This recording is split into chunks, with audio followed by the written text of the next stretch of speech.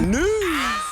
Okay, we'll start with this. It would seem that Floyd Schofield Sr., I should say, via his son's ex-account, has taken it upon himself to shade this weekend's fight, this weekend's rematch, between Keyshawn Davis and Davis-Albright, saying, is this the best that Keyshawn could do? 7 knockouts and 2 losses, really. These guys are scared to challenge themselves. It's all smoke and mirrors. On the other side, that's rich coming from them. Are you giving Keyshawn Davis slack for fighting a guy who's got 2 losses when you guys last fought a guy who's got 9? 3 of which he suffered back-to-back before fighting you. The Schofields have become so unapologetically ridiculous. You're giving him shit for fighting a guy that has 2 losses when the guy you just fought had 9. I'm not even telling you that I'm the biggest fan of this weekend's rematch between Keyshawn Davis and Davis-Albright, but there's more of a precedent for that than the fight that your son last had. And rest assured, that is Floyd Schofield Sr. using his son's ex-account, and I don't know why, because the word's already out that that's him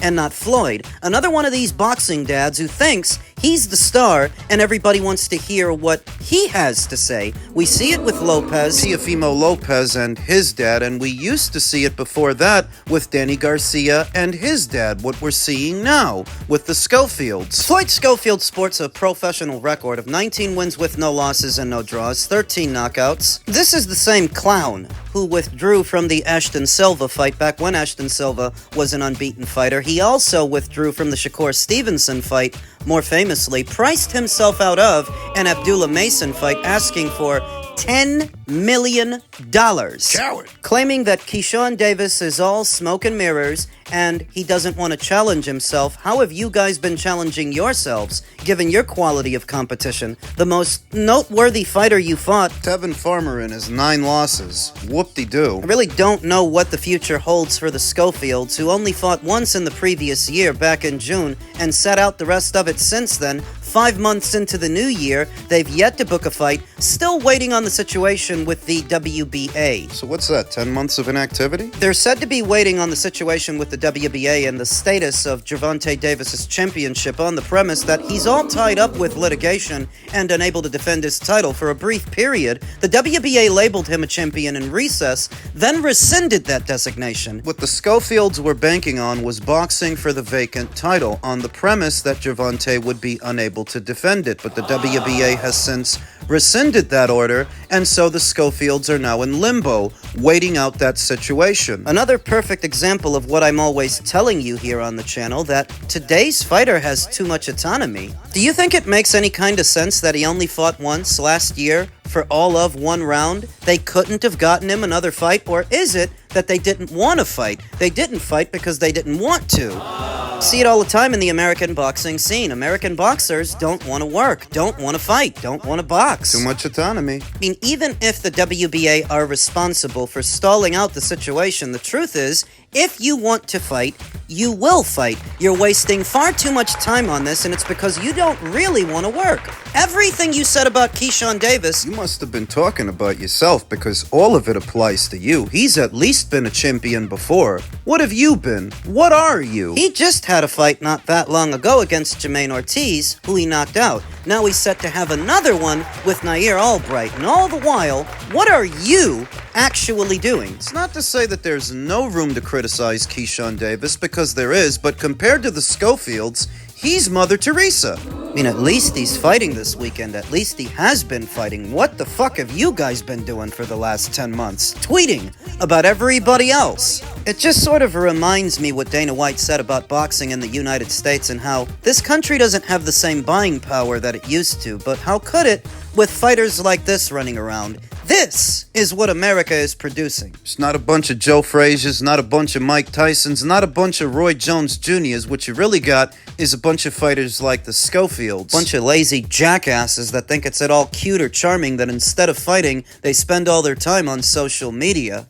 Just in keeping with the theme of diminishing returns and dwindling interest for boxing in the United States, veteran boxing scribe Stephen Kimothy said about this weekend's fight. Davis versus Albright, too. Various boxing cards is struggling at the box office. Chris likes to call it the no-ticket sales variant, LOL. But to me, the one that stands out is this weekend, Keyshawn Davis, it's clear that the shenanigans of last year, where he blew weight and acted like it was no big deal, have hurt him. He was well on his way to becoming one of the really good regional draws in the United States, which are vital, but the folks of Norfolk are now speaking with their wallets. I give them credit. The public should have standards and hold people accountable. Davis can get back in their good graces over time, but for the time being, he has to rebuild their trust. I talked about this in passing in my previous video where initially, Keyshawn Davis, upon his first 2 trips back to his native Norfolk, Virginia, was able to move an estimated 10,000 tickets each time.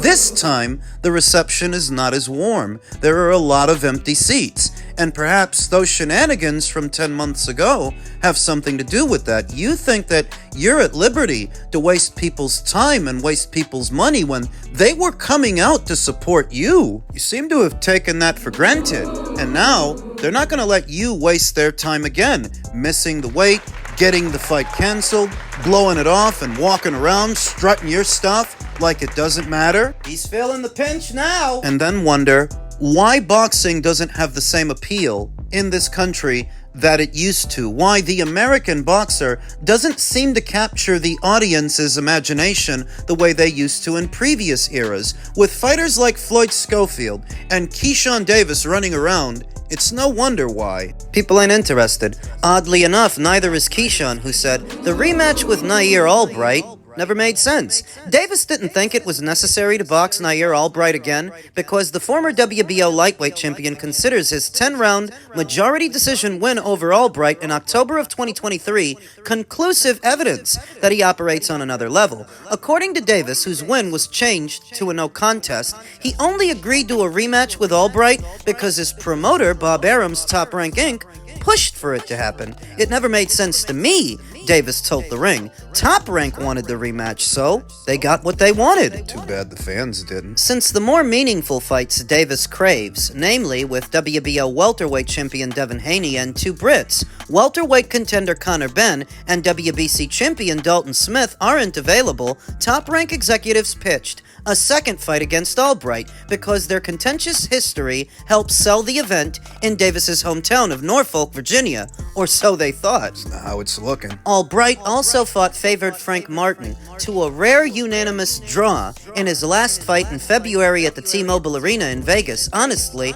was gonna come a time when he had no choice but to fight me again, Albright told The Ring. Like, I'm not going anywhere. My name is gonna stay relevant, and I was gonna make it to where he had no choice but to fight me again. So, it was only a matter of time. Albright upset Davis's older brother, then unbeaten junior welterweight Kelvin Davis, by majority decision in June 7th at the Scope Arena. The night that Keyshawn was supposed to be fighting. DAZN will now stream the Keyshawn Davis versus Davis-Albright rematch from that same venue. I definitely feel like me beating his brother helped get this fight made, Albright said. It was only a matter of time before we shared the ring again. Albright told assembled media during his post-fight press conference June 7th that Keyshawn Davis and his younger brother, junior welterweight prospect Keon Davis, entered his locker room, which was adjacent to Kelvin Davis's locker room. No punches were thrown, but Albright said Keyshawn Davis confronted him, and he was left with a visible abrasion on his face from the skirmish. The incident worsened what was already an awful weekend for Keyshawn. The 2021 Olympic silver medalist was scheduled to make his first defense of the brown belt against Edwin De Los Santos, who has now migrated to Zuffa. In the 12-round main event June 7th, Davis came in 4.3 pounds overweight the previous day, which led to Samson Lukowicz, De Los Santos' promoter at that time, to pull him out of their bout because he believed the weight disadvantage was unsafe for Edwin De Los Santos, missing it by that much. A whopping 4.3 pounds. What that essentially means is you knew what you were doing and you weren't even trying to make that weight. You figured that you can do it because they won't find out until the last minute, and by then they've already had a training camp. They want to get paid, they want to make money, so they'll likely go through with it. Except they didn't. The entire fight got called off. The WBO immediately stripped Keyshawn of his lightweight title. Albright's win over Kelvin Davis ended a 19-month layoff that began after his close loss to Keyshawn at Fort Bend, epicenter in Rosenberg, Texas. Keyshawn Davis beat Albright on the cards of judges Robert Hoyle and David Sutherland, where Judge John Basile scored their fight a draw. It was a competitive fight.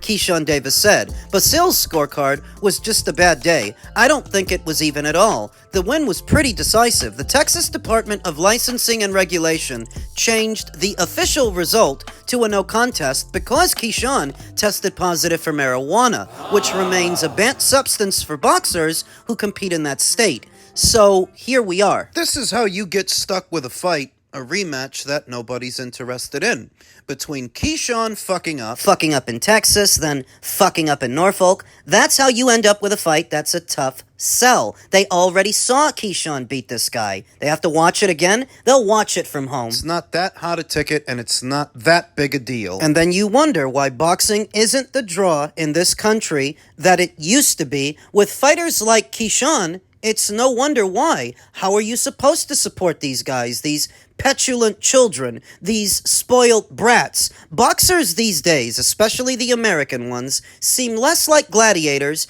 and more like children. A lot of them don't even have likable personalities for you to root for them on that premise. In terms of a human interest story, one fighter's story is identical to the other. Kid from a poor neighborhood picks up the boxing gloves, starts boxing, and here we are. Sometimes they know their dad, and sometimes they don't. It's all very uniform now, very generic, and it doesn't quite pull at the heartstrings of the boxing community at large the way that it used to. Maybe it's because a lot of these fighters are assholes. Whatever the case, it harkens back to what Dana White said just a few days ago, that U.S. buying power for boxing isn't what it used to be. It's become more of a European sport. A WBO champion fought last weekend in front of 18,000 people. That was in the UK. Fast forward to the following weekend, a former WBO champion is set to be fighting in front of his hometown crowd, and they can't be bothered to go. They don't care. So there it is.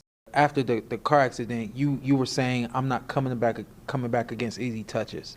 That's like always been a part of who you are, is fighting the best. Yeah. And upon coming back, was this a no-brainer that at this point Tszyu is the best that you can get? I mean, he wasn't the best that I could get, but I'm not crazy, but I bought nothing. So, you know, I was looking at Fundora. I'm looking at, you know, top names. Like, yeah, I fight him. Like, cause I'm the type of guy, I really don't believe in ring rust. If I look good in the gym for 9-10 weeks, why?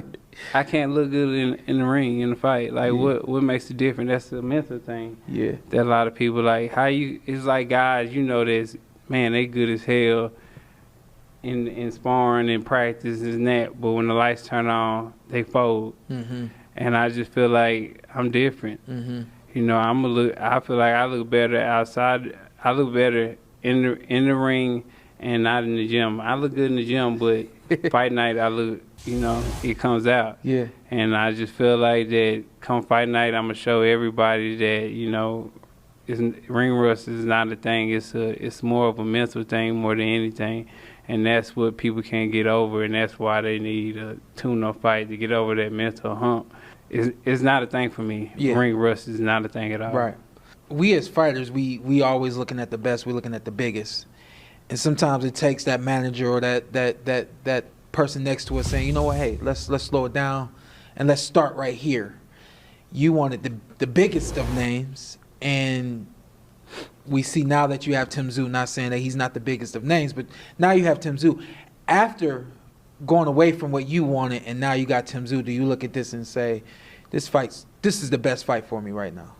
Definitely. I feel like the styles mesh very well, and you ain't got to retract on that. You said you know what you said. Tim is the biggest of names. You know, he cool, but he's not the biggest of names. And for main event, he's the biggest of names. There is a financial aspect to all of this that both boys failed to mention. Why is Errol Spence Jr., a more accomplished fighter and what's supposed to be a bigger name than a Tszyu, why is he flying to Tszyu's neck of the woods, all the way down there in Australia, halfway around the world? Would it be a little bit embarrassing to say that I'm not the draw that I used to be 3 years on in my own country after getting my ass kicked? Why aren't they doing Spence versus Tszyu in the United States? That's why. But they're not going to say that. It'd be a little bit embarrassing for the PBC to suggest that they don't have the guaranteed cash to give the fighters to secure the fight, but you know who does? No Limit Promotions. It'd be a little bit embarrassing for them to suggest that what they've been doing since they inked the Amazon Prime deal is crowd-funded boxing. GoFundMe boxing. And Errol Spence Jr. isn't coming out of retirement for maybe money, for maybe cash. He wants a guarantee, at least. And No Limit Promotions can give him what the PBC can't. So he's the one traveling. He's not going to say that, but that's what it is. Or is it at all normal for someone of Errol Spence Jr.'s stature to concede home field advantage to an Aussie fighter? Is that how it normally goes with the Americans? What may sound bizarre, at this point, Sebastian Fundora is a more accomplished fighter than a Tszyu, and a better fighter than a Tszyu, because he beat him 2 times, but what he's not is a bigger draw. He's not actually a bigger name, because if he were, well, it would be him that Errol is fighting. He's fighting Tim. You're gonna say, well, Tim is an easy lick. Yeah, maybe he is, but why is he flying halfway around the world for an easy lick? For what looks like a tune-up fight. On the subject of ring rust, Errol said he doesn't believe in that, adding to one of his more famous quotes that he doesn't believe in tune-up fights, so he turned around and fought Danny Garcia after the car accident. But what was Danny if not a tune-up fight? A high-profile one, but a tune-up fight still, and that's what this is. Oh, now he doesn't believe in ring rust. So why are you fighting Tszyu instead of Sebastian Fundora, or instead of Jermel Charlo? Before Virgil Ortiz's career stalled due to the litigation with Golden Boy Promotions, they spent a lot of time calling out Errol Spence Jr. for a fight. They wanted to do a fight with him. If you don't believe in tune-ups and you don't believe in ring rust, then why didn't you fight him? He ain't stupid. And neither are we. Tszyu for Errol Spence Jr. is a tune-up fight, and if he's willing to fly halfway around the world to tune up, it's because it's a unique tune-up fight that offers more money than most fights in America, because whether you want to accept it or not, Tszyu is a bigger draw than many of his American contemporaries, maybe bigger even than Errol himself. Because ask yourself a question. If Errol could have done that fight here and filled up a stadium with it, then why didn't he? Wouldn't that be easier than going all the way over there and conceding home field advantage to him? Boxers often wrestle with the reality of their circumstances, just like ordinary people do. They can be in denial, and they can be petulant about it, just like an ordinary Joe Blow. But it's a common sense argument. The American boxer, more so than anybody else's boxer, hates traveling. So it would have to take something unique and something substantial to get them on a plane, to give up home field advantage to somebody else, and that's what Errol is doing. It's a common sense argument.